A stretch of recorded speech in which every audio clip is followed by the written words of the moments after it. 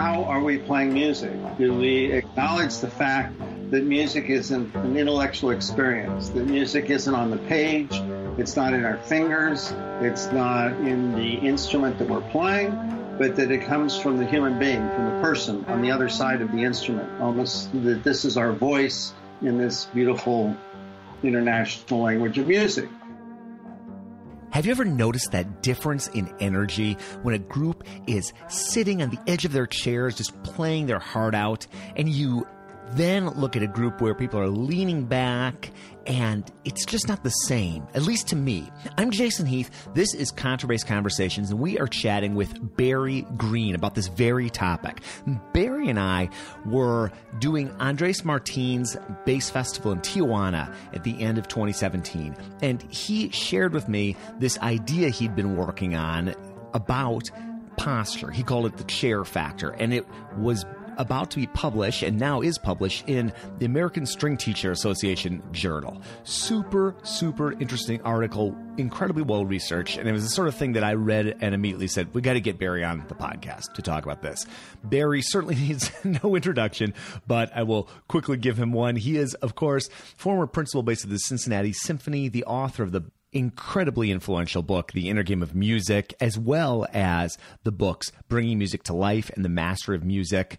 We've had him most recently on the podcast talking about Anna's Promise, which is this incredible multimedia project that has been performed all across the globe. And it's been so great spending time with Barry out here on the West Coast. So we chat about this article. And if you are not a member of the American String Teachers Association and you'd like to get this article, send Barry a private message on Facebook, and there's a link in the show notes, or you can write to him at barry@innergameofmusic.com, and he'll be happy to send you a copy. We have some great sponsors for this episode: Upton Bass String Instrument Company, D'Addario Strings, and A440 Violins. More on them later. And what the heck, I'll feature a couple of excerpts from Anna's Promise. It's such a cool project, and I'll link up to that in the show notes. Okay, here we go with our conversation all about posture with Barry Green. The bass. Listen to the rhythm. Listen to the melody.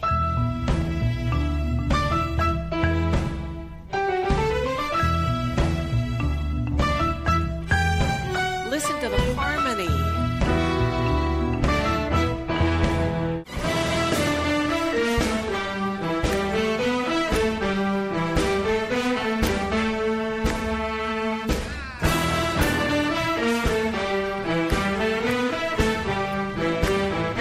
Cool. Let's talk about this article. If you're up for, I've got it in front of me. I've had such a fun time digging into it, and chatting with you before this came out just about the whole concept. Right. Can you maybe just talk about the inspiration for this? It's called From Good to Great, Green's Chair Factor, and it's all about posture and energy and those kind of concepts, right? What motivated you to write this? Well, the concept of physical energy is something that I have been pretty passionate about for the last 10 years. And it's really expressed in the last book that I wrote, which was Bringing Music to Life, which is essentially about the body's skills of expression. So from the technical standpoint, the value and the approach to using our body as a means of effective communication has been something that I've been very interested in and devoted to for quite a while.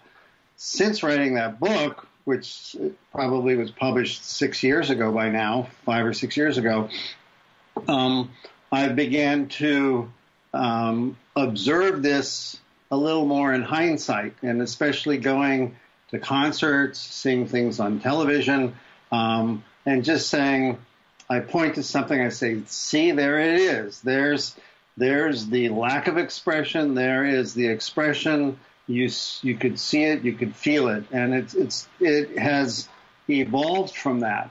And so it's just got to a point where when I would observe an orchestra concert, I'm really looking at when I'm inspired, how consistent the energy is throughout the whole orchestra. And this is what I watch. It's such a natural thing that we see something, we feel it, and when you don't see it, it's almost disturbing. Or when you see a diversity of engagement and lack of engagement.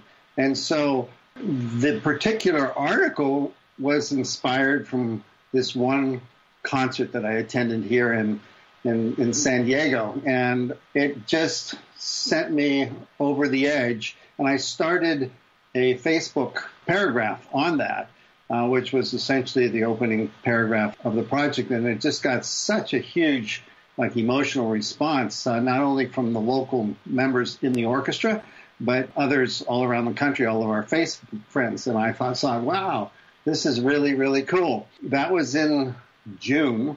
And then I decided, okay, I'm going to develop this. During the summer was a lot quieter time for me, and I had time to do what I thought needed a really in-depth research on both sides of the story. Let's look at all aspects of this. And that's literally what I did. I did interviews for maybe over 2 months and talked to about, 14 or more people, all from different areas. And I felt that I want to make a stronger case for this and hope that, writing a book on physical energy is one thing. It's more a pedagogy. It's something that people read. But talking about live performances and talking about orchestra playing and doing it in this format seems to be an extension of that idea and perhaps even reaching more people. Well, and I relate so strongly to this. I was just playing an orchestra concert. I won't say the orchestra, more than the last couple of weeks where I was thinking about this very concept, and you're looking around and you're seeing people leaning back in their chairs, or there's this amazing moment coming, and if you had the sound off, you would have no idea that anything had even happened, right? Maybe the bows moved a little faster. Right. And it's a great article. It's the featured article for American String Teacher as we're chatting now at February 2018, and so many great takeaways and observations. But just maybe could you talk about a few reasons, like why do orchestras right now in 2018? Why are so many players not visibly engaged on stage? What are some of the reasons why there's a disconnect? Well, there's tradition, first of all. And there's also the concept that orchestra musicians can take two positions. They could take a position where it's part of their job to express themselves physically and emotionally. And then there is a philosophy that exists in all of music that your physical expression and your physical energy has nothing to do with your job, playing music, playing the right notes, the right rhythms, faster, slower, shorter, longer. And so you have those two philosophies, but the question is that the world has changed around us. This is not the same culture. Watching a concert, participating in a concert, when you're playing in a program where you're being broadcast, or if you're in a summer program where the video cameras have the big screens up there and they're doing close-ups of the musicians, or whether it's a 4th of July concert, the DC concerts are constantly on television, and whether it's opera, whether it's symphony. And now, all of a sudden, that exposes the diversity of energy or intention of the players. So the question is, when are we going to all get on board with the fact that what used to be acceptable, that you could sit there and just play the notes and feel that that's all that you're contracted to do, versus the fact that now we're actors and we're stage people, and what we look like is integral not only to the performance, but it's integral to the audience. I mean, it makes a difference. There's just no question. I've been observing this for, say, 10 years, and I haven't found a single exception. I mean, it's just fact. I had several lines in the article, like, if you play from your mind, you're going to reach the mind. If you play from the body, you're going to reach the body. And also, I'm stressing the fact, too, that not all music has to be performed in what we might call a visceral, physically engaged way. There are plenty of kinds of music where you need to be still, where it's proper to be still. Some classical choir programs, some contemporary pieces, some avant-garde things, some early music, some military traditions where we need that. You don't dance at a funeral, at least a military funeral. You do at a New Orleans funeral, that's a different story, right?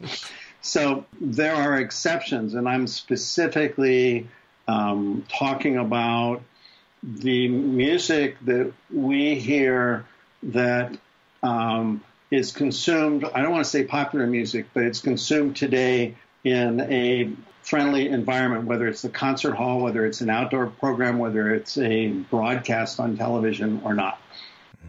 And one of the things that you talk about in here too for seated musicians, which is typical for orchestra, is even like chair height, right? There's a there's a better way and a worse way.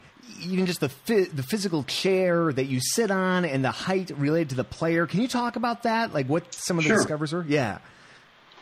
Well, we could be sitting in a position where we're fighting with our body just to express ourselves. Mm-hmm. In other words, if you cannot engage excitement and energy when you're leaning back and your legs are crossed. It's just very, very hard to do that, and at the same time, when you're in an active position versus a static position, then you're in a much better place to express yourself, almost sitting like one would stand. But if you were supported on a stool, height-wise, then your body is kind of free to do that. You could also do that sitting. Then when it comes to sitting, there's also ways that you could take the most stress, physical stress out of your body so that you're balanced and you can use your body. And so they're slightly different. One place, there's one illustration I have in the article where it's kind of like an Alexander technique, classic position where it looks rather academic, but it's very efficient where you're quite well balanced, but it's more like a ground zero position where you can move to the right or to the left, up or down, back, forward. You can balance yourself because Eileen Troberman, the Alexander Technique person who I interviewed, stressed the fact that not only do we have 200,000 nerve endings in one foot, but that our playing, when you move your hands, like in a string instrument, is constantly, our body is in constant rebalancing mode. We are changing when your hand is up or down, when your shoulder's in different positions. And so for every action, there's a support or there's a reaction. And if your body is restricted or inhibited, then that's going to make it harder for you to play, or you have to use other muscles to counteract that, working twice as hard. One thing that has impressed me about Upton Bass ever since I got to know them was how many artists there are out there that are so satisfied with the work that Upton has done for them. Here's David White, active bassist on Broadway, and this is both touching and funny and tragic. Just the saga of his bass and his experiences, great experiences with Upton Bass. Here we go. I have to mention Upton Bass in Connecticut because you'll see why when I tell you this story. Those guys have really bailed me out, and Eric specifically has become a good friend. He's a very, very nice guy. The story of my upright is kind of long, but I'll keep it as short as I can. My grandmother, who I was very close with, passed away before my senior year of high school. And she was always a very big supporter of me playing, and she always came to every concert, was the loudest cheerleader. Anyway, when she passed away, she was kind enough to leave money for me to be able to purchase a professional instrument. And for a long time, I had been looking around trying to find some stuff. And I said, I really like these vintage instruments, but, I didn't want to spend 30, 40 grand on something that I just kind of liked.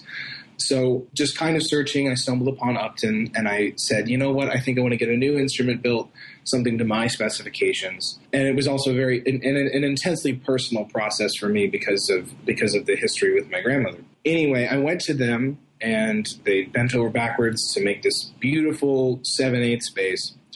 And I had gotten it, and I was playing a tour of Guys and Dolls, and I set it on a chair, and my foot got caught in a cable, and down she went, and I cracked off the entire scroll. Now, the funny thing was I happened to be in New London, Connecticut, which is about 6 miles down the road from their shop. So Dave, who runs their website, ran over, gave me a rental bass, took my damaged bass, went away with it, and fixed it up. You would think that's the end of the story, but it's not. So I got the new instrument back after I had dried all my tears. I got her back. She was as good as new. And I brought her on the Bridges tour. And I have her in a big Colstein's case. And in the process of it getting shipped from Dayton, Ohio to Fayetteville, Arkansas, it got a really, really nasty hit from behind, cracked through the case. Right where the button is at the neck got cracked. The neck came out of the body and the top rib cracked. So that's the second time that it had gotten basically demolished. And again, dried my tears and said, okay, how do we fix this? Sent it up to Connecticut, and unfortunately they said, look, it's beyond what we can do. In the process with that, I said, okay, well, let's get a travel instrument built. So I use Upton basses. I love them. But at the moment, I'm waiting for a new instrument to get built. In the process of all of this, I had talked to Barry Colstein and said, I don't know what to do. I need a rental bass, but it can't just be a plywood because of the nature of the show. I need something that can kind of have the orchestral resonance. I had talked to Barry, and he's like, well, I have some basses here that you could use. Just let me know. Come to the shop. We'll get you hooked up, all that stuff. And he really saved me in that respect. He rented me, I can't remember for the life of me what the model bass is, but it's one of his new basses that he's been working with a shop in Hungary. They do a bunch of the work over there, and then they send it to get finished at the shop on Long Island. He got me that, a bow, and a flight case for that bass. And at the moment, that's my rental bass, and I'm waiting for Upton to finish building the new one. So the short answer to the upright question is I play Uptons when I can, unless they're completely demolished. Learn more at uptonbass.com. And thanks for sponsoring the podcast, guys. When you're somebody who's, not only obviously you've been teaching bass players for years and years and years, but you're active as a clinician and in all these different settings, and you've written these books, about this very topic too. Like, I'd love to know, either in a lesson or in a clinic or whatever setting, what are some exercises or what are some things that you found to be effective when you're working with students to kind of get them to open up and connect a little bit more physically with the music? Well, we have to be on the same page in terms of how are we playing music? Do we acknowledge the fact that music isn't an intellectual experience, that music isn't on the page, it's not in our fingers, it's not in the instrument that we're playing, but that it comes from the human being, from the person on the other side of the instrument, almost that this is our voice in this beautiful international language of music. So once we agree on that, if we're just reading, then we could sit there and we don't have to move and we could just recite notes and rhythms and phone in typewriter music and we're done. But when we accept the fact that we have to engage our body, then the question is, okay, if we're engaging our body, how does the body work with the instrument creating the language or the sound or the energy from our body? And that's when we assume that position that we're doing exactly the same thing that an actor or a dancer or a speaker is doing through our voice, through our rhythm, through our gesture, through our balance, through our expression, then the focus is now on the person and it's not on the instrument and it's not on the sounds that come out. It's on experiencing the energy that is interpreted by the performer for the music that they've chosen to play, whether it's Brahms or Brubeck, or Mozart or Bach. There is a script there, and we have to reinterpret that. Now, one of the ways of doing that is we have to connect with our body. That's not necessarily taught by our teachers, is that we play with our bodies. So you ask how I do that. Well, once we're convinced that this is our goal, then we need techniques and we need disciplines that will engage our body. And it's like opening a water channel. You have to turn the knob and let it flow. So if your hips have never moved when you're playing a samba, it's time to find out how do you move your hips.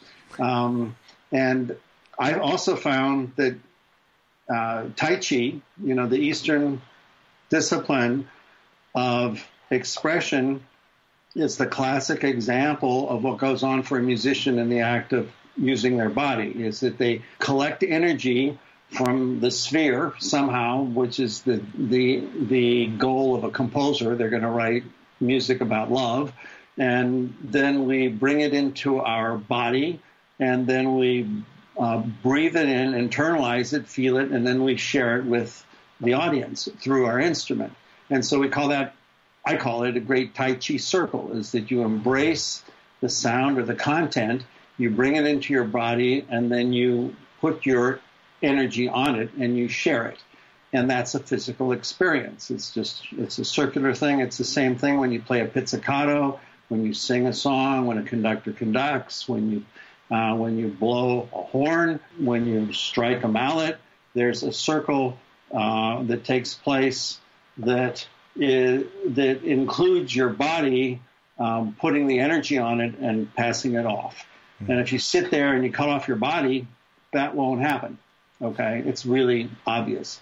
That's why very often when you're watching even a less than positive symphony experience, you're going to naturally watch the people that are moving, and the people that are standing up, the percussionists in the back, or anyone, if you're playing any kind of movement where the people are playing rhythm, you're going to see those people engaged with some kind of movement. And your soloists will invariably, the first flute or the clarinet or whoever it might be, when you hear something, you're going to look who's playing, and you'll be able to find their soloists.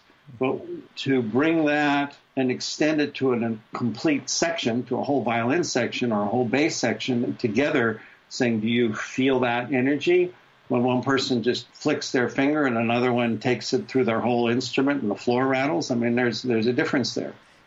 About 15 years ago, I switched. I was always sitting, as a bass player. And about 15 years ago, I switched to standing pretty much exclusively. And just me personally, I feel like that had a massive impact on just the way I connect with music and just my experience, like with the other musicians on stage, or just in every way. I found it to be a positive. And as bass players, we have the luxury of sitting or standing in just about any situation if we want. And I know these days you stand when you play. Like, what's your experience been working with people seated versus standing? Have you any takeaways or observations on just connecting with music in terms of that?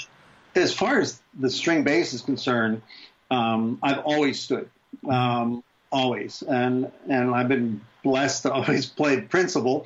And so it helps when I'm standing rather than me sitting on a low stool and then having a fourth bass player standing up leading a section from there. But nevertheless, I've always felt that it's necessary for me to play standing. My first primary teacher, when I got more serious about studying, was Abe Luboff from Los Angeles. And he approached he made me stand. I was sitting at the time, and he made me stand. He says, it's like a boxer. And he just walked around like a boxer, and he showed how you have to change your position. But he says, how can you deliver a punch when you're just sitting? He says, you need to be able to be in constant motion, and that, infers the rebalancing movement. Mm-hmm. Now, sitting in an orchestra, there's a lot of times when we aren't playing and we're just sitting there listening to the conductor talk to the violin section, right? So I do have a stool there, and I'll sit down when the conductor's when I'm not playing, put it that way. And my stool height would be the same as me. My position is if I were standing, but I'm sitting back on the stool so that I could just rest a little. My students in the Bay Area, when I was teaching there, the beginners, the only people that were sitting were the 6th and 7th graders that were beginners, where the basses at the school were too big for them to play. So the only way they could do that would be on a stool. But aside from that, when they had instruments that fit the sides, I've always had the students stand, and there's never been a problem with it. The Kronos Quartet, string quartet, they play on high stools. So it looks like they're standing, but they're really not. And then there's this one other quartet, I forgot the name of it, but they also completely are standing, and they have the cellist on a mini platform so that the height is more appropriate. I forgot the name of that quartet. We'll find that out. But you can be engaged with your body, in that position, that forward energy position.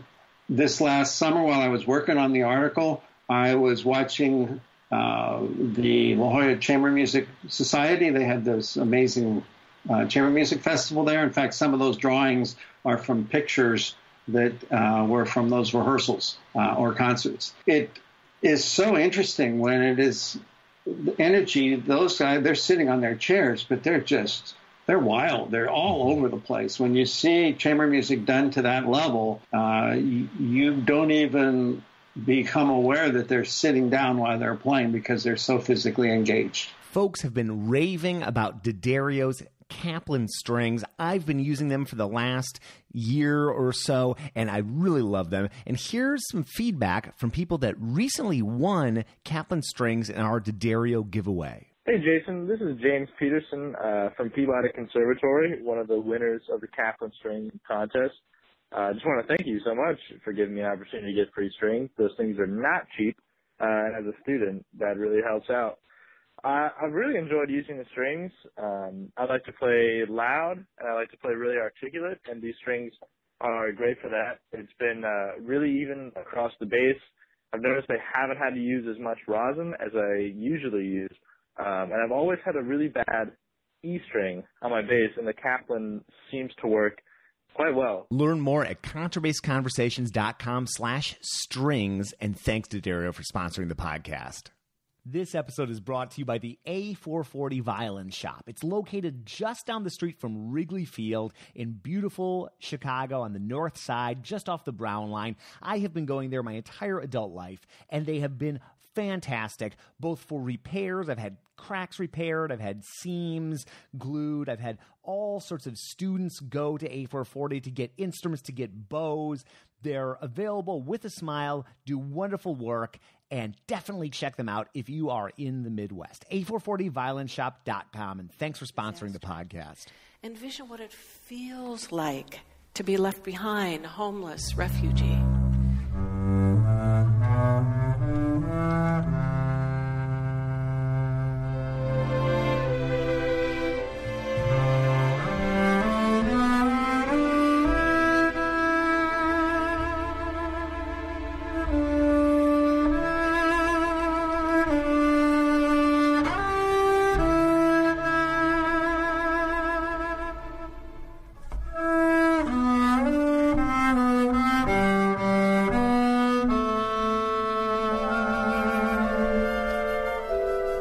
Something that you bring up in the article, which I thought was really interesting, is how, the kind of going back to what we were talking about earlier, there's the sort of traditional orchestra approach maybe was, it doesn't matter what I look like. I'm here playing the notes, and there we go. And how really the music director, you could interpret somebody as not contributing to a section if they're not physically engaged in the right way. Can you talk about that a little bit? I thought that was a really interesting observation. Right.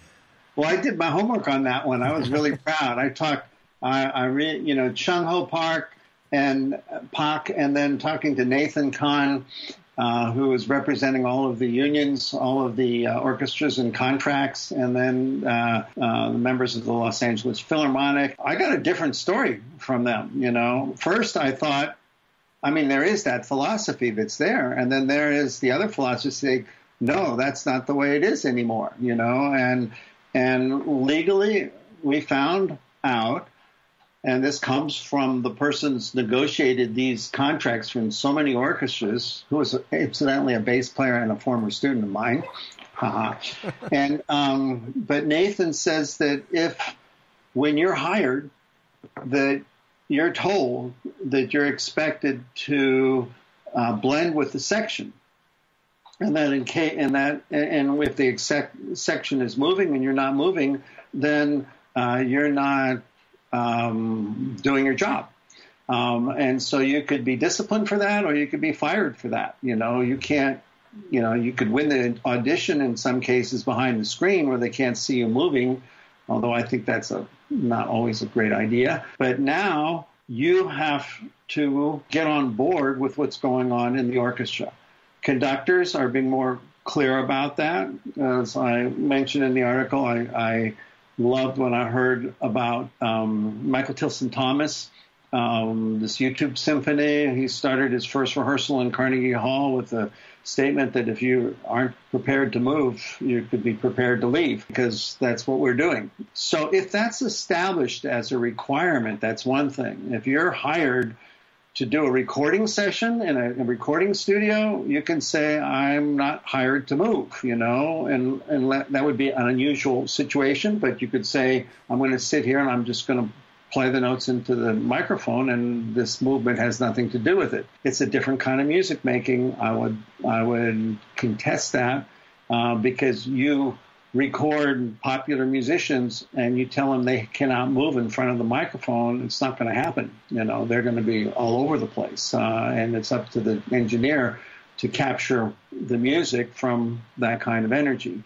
So that's where it's changing. But you have situations where musicians are caught with their guard down because they're not engaged, they're tired, they're overworked sometimes, or they don't feel that it's important that they have to do this that way. All I could say is that there's a direct relationship between everybody engaging physically and everybody engaging musically, and it's felt. When you see the great orchestras doing that, you see it 100%.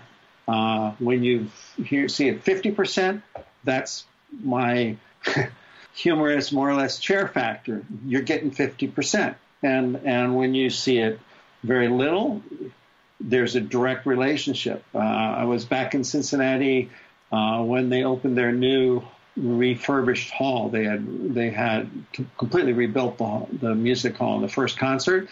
And I had just come from a real negative situation where I described in that article, it was like 5% chair factor. And then when I saw Cincinnati play, it was an exciting experience because it was the acoustic test, public acoustic test for the hall. Well, I'm telling you, the chair factor was 95%. I mean, there was just, I could hardly find a person, and at a given moment, if that person was not engaged, they were engaged in the next piece. I mean, it was just amazing. And a similar thing I observed in Tijuana with the Orchestra de Baja California, seeing that group play a concert where it was such an amazing concert, but everybody was on the edge of their seat. The conductor does not ask for it. It's just he creates a condition where this is natural for them to be engaged, but after every single piece, the audience is shouting or moving or dancing with them, and it's an event. And when we don't see it, it's a different experience for the appropriate kind of music. Now, as I mentioned before, there is music where it's not appropriate, and we need to be still, but I think you know what I'm talking about. Well, I just want to congratulate you on putting this together. It's something that so many people have thought about, I'm sure, sitting in a concert hall. Why is there this disconnect? Where is this? And so just thank you so much for doing all this research and chatting with all these people. And it's super interesting and thought-provoking. And yeah, it's great, as always, to chat, Barry. Well, thank you. It's my pleasure. Anything that we can do to call attention. I was just thinking, I was at the dog park and I was wondering why I did this. And I kind of take a little pride in being a musical whistleblower. And what I've done in virtually all of the work that I've done from the inner game beginning in 1980 through the present, which is 37, 38 years worth of mind, body, spirit things, is that what I'm attempting to do is just call attention to things that are going on and noticing, why is this happening? Is this because of tradition? Is this really working? And the question that I like to raise, the attention I'd like to raise is, well, if it makes a difference and if it's better a certain way, why don't we do that? Mm-hmm. What? And the answer is probably because our teacher told us, or that's the way we've always done it, or that's what I thought was right, or that's just it. But when you change the premise, the foundation of that, and you say, you can make a case, which I'm making in this situation, that, look, every time you do this, you get this effect. It's working. And every time we don't do it, it's not working. And every time you're paying attention to the voice in your head saying, distracting you from your music, it doesn't work. And every time you get connected to your music, it works. And then virtually every single thing that I've done for the last, whatever it might be, is all about noticing that some things aren't necessarily working, and there's a reason for that, and looking behind for those kinds of reasons. And so that's my joy, is to illuminating attention to things that maybe need more attention. Well, you've done that in this case, and I can't wait to see what the next article or project may be. It's always been fun to follow along with Anna's Promise and with everything you've been up to in recent years. Okay, well, it's my pleasure. Thanks.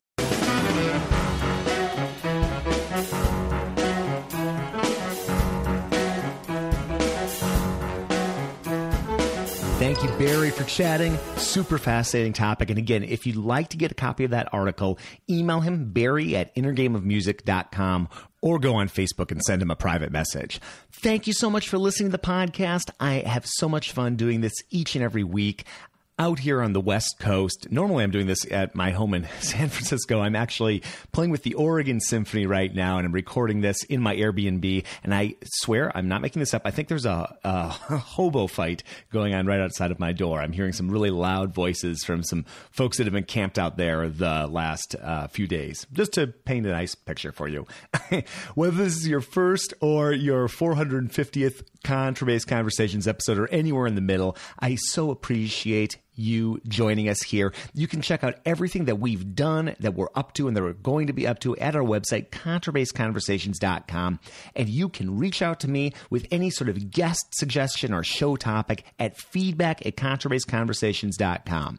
And we have a great team of folks putting these podcasts together. I'd like to thank Steve Hinchy, Michael Cooper, Mitch Mooring, and Trevor Jones. They're our production team. And if you're looking for a new instrument, Mitch Mooring is making great bass. He's in the Dallas area, mitchmooring.com. I'm Jason Heath, your host, and we will see you again soon for more life on the low end of the spectrum.